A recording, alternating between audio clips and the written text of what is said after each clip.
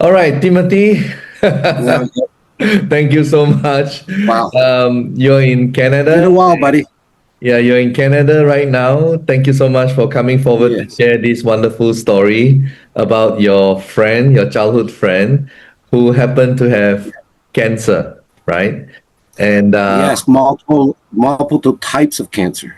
multiple types of cancer. So let's start with the Yeah. history. So what kind of cancer was it? A tumor, a big one, or what was it? Tell us about it.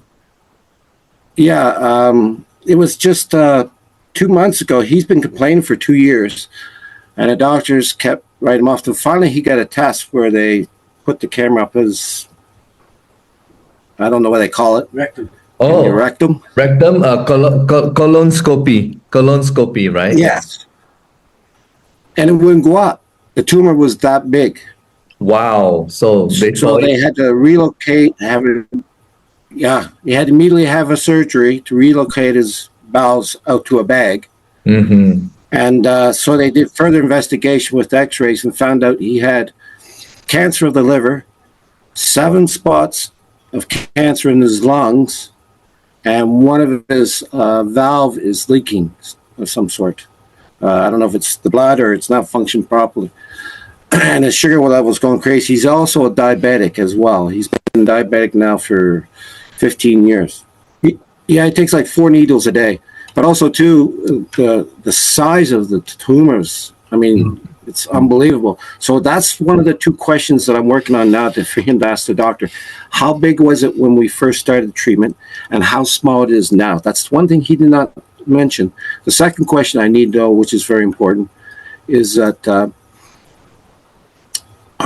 when it pertains to his sugars levels, like when he's on a treatment, it's a liquid that they drink, and it comes in a bag and it goes into the body, Okay. and and it takes 3 days to go through chemotherapy. So the liquid goes. They implanted a thing in his side, and they just hook up a bag, and it drains into his system for 3 days. Mm-hmm. Then after 3 days, he's on a break for like a week, and then he does it again and again. Well, at first he was sick every day. Like Wow. it was amazing how potent the stuff is. But then I went down and I told him, I said, look, you got to go on the machines. And it didn't take no argument. I said, what do you got to lose? It might save your life. Yeah. So we are talking Well, about he's willing to try anything. this machine, right? That one as well as the eye doc. Yeah. Both. Both the machines. Both play a big, oh yeah, absolutely. Both play a big role, role. One does not work out the other. As you know, one does one treatment, which is your software, and the other one's your hardware, which is the one you just showed there. Very different. And what it amounts to is, yes, and they both work hand in hand. I really know that now, because I really monitor him. And like I told you, I was waiting for the set. The size of the tumor, right? You're saying about the measurement, the size of the tumor? Absolutely. I want to know how big it was and how fast, because I know how much time he's been on the machines. Mm-hmm. So when I had an indicator before he got his results, I said, how's your diabetics doing right now? This was after the 4th week on the machines. And the reason why I tackled that question, because it's a question of when I knew that certain thing happens, then it would follow suit, which is when you're on your treatment, your chemo, it kills your insulin, right? He goes, yeah, my insulin goes through the roof. He says, it's a nightmare. I can't even get a reading. And he said, but once the 3 days after the drainage of the chemo, he says, I get a reading now. He said, at first, I'm typically 15, 25 now. And I said, well, what is the number that you would be happy with? He completed his chemo, and then his numbers started to stabilize for his sugar level, which was after 15 days. Yeah, after 15 days having completed his chemo, and there was then what was the reading of his sugar level? Well, that's the thing. Before I started on the treatment, it was beyond 20s, right? So I started on the treatment, And then I said, once we start this treatment, the first indicator I need from you is when you find that once after the 3 days of your chemo, where it's more stable, it's not tackling the insulin, could you tell me what your numbers are? Well, after 15 days, I was talking, he goes, now that you say it, it's between 8 and 10. I said, is that reasonable? He said, that's very good. I don't have to take my shot, my insulin. Amazing. But he said, I still have to take, because I eat a couple cookies. And I said, you're kill me, buddy. Don't eat sugar. You're feeding the parasites. So after the third week, he said it's more stable. Then that's when I was like, aha, that means that the big machine, or the D178, is doing its work. That means his body now is alkali level enough that it's killing off at 7.15 your parasites. So at that time, he only did the D178. He didn't do the eye dog yet. Oh, both. He did both. Okay. No. So for the eye dog, he did the diabetes points, diabetic points, or ear clip. Or I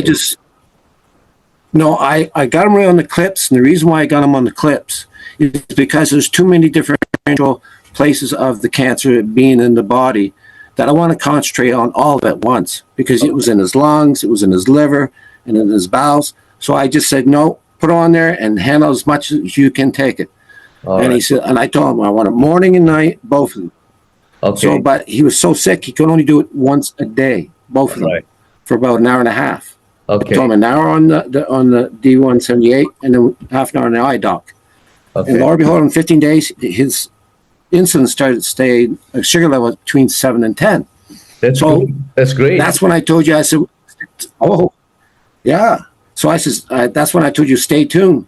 I said, I'll get results when the MRI comes in, right? Yeah. So when they come in, and I said, so Randy, how'd you make out? What did the MRI say? You're not going to believe it. I said, what? He said, all 7 spots in my lungs are gone. Wow. Yeah. And the cancer in his liver is totally gone. It's only a little scar. Wow. That's it. And on top of that, and I'm getting with verification because I don't want to lie about it, but his tumor, I believe it was about the size of like a coconut. So big. Give you an idea of the size. Wow. It had to be because it was blocking his bowels. He couldn't poop. It was that big. Right?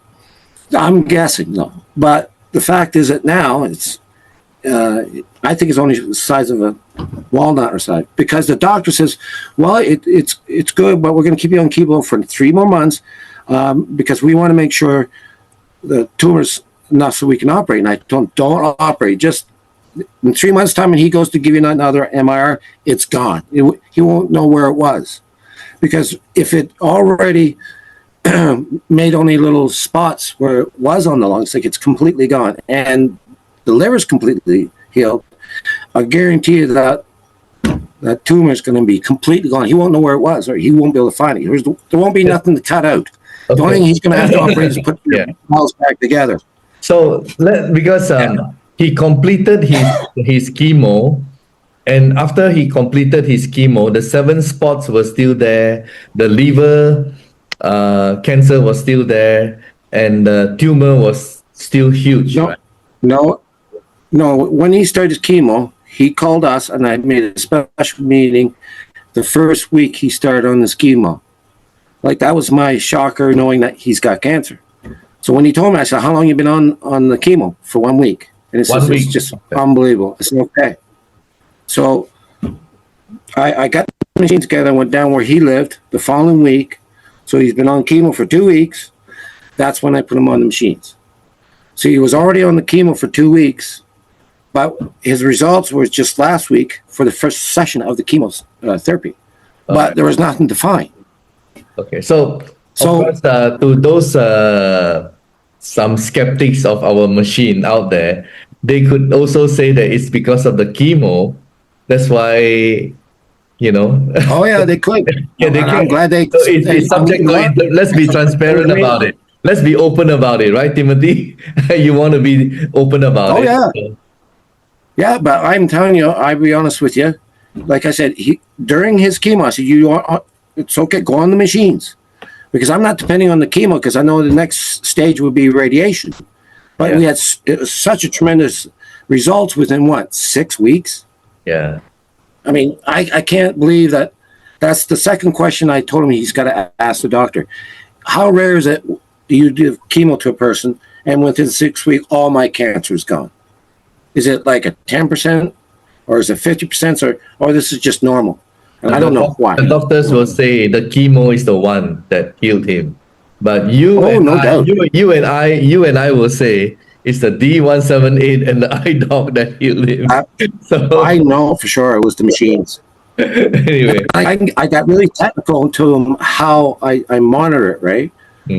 Like I say, like you're the big machine is doing what it's supposed to. It's turning your body to an alkaline level. Once the stem cells does not have the enemies anymore, which is all the differential types of parasites in your body, then it has no enemy. Then it can concentrate and it'll move quickly from that point on to a 7.25 to kill cancer cells. So within that 6 week, my guess is like I told you, in 3 weeks' time, his sugar levels started to stay between 7 to 10. That told me that the parasites that was attacking the pancreas were dead. So that meant all the parasites was dead. And I said, Randy, you watch. In 2 or 3 weeks' time, when you go to get your MRI, you won't have any more cancer. Yeah, right, Tim. It's not going to happen within that time frame. I said, well, I'm just going by what I think, because you're controlling your sugar now. And you've been diabetic for how long now? 15 years? Why is it all of a sudden it's been staying to normal for the 2.5 weeks, except for those 3 days that you take your that's a very good point, right? Because that's a very good point, because the diabetes has nothing to do with the chemotherapy, right? No.